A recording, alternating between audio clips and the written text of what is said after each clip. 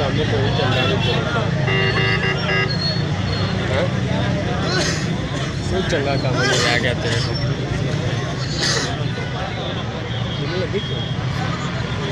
ਉਹ ਨਾ ਬੰਦੇ ਦੀ ਕਾਰ ਪਾਰਕਿੰਗ ਕਰ ਲਈ ਉਹਦੇ ਵਿੱਚ ਗਿਆਰੀ ਡਿੱਗੀ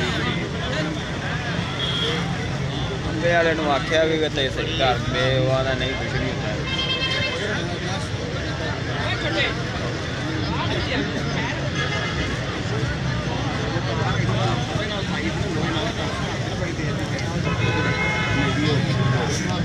थ्री फेस आ रहे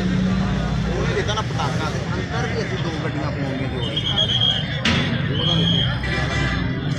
ਜੋ ਅਸੀਂ ਮੈਂ ਦੇਖਿਆ ਮੈਂ ਹੋਟਲ ਤੇ ਆਉਣਾ ਕੁੜੀ ਉਹ ਕੋਈ ਟੀਮ ਨਾਲ ਚੱਲੀ ਨਾ ਉਧਰੋਂ ਜੱਦੀ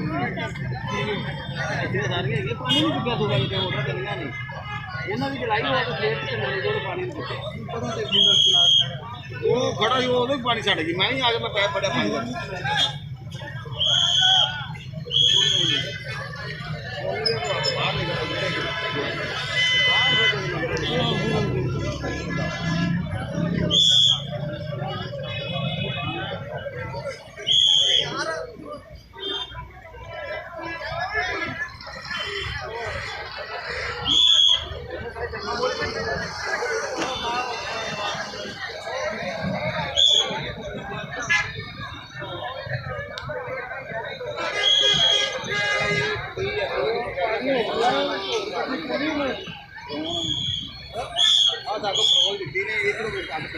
ज़्यादा तेज हो गया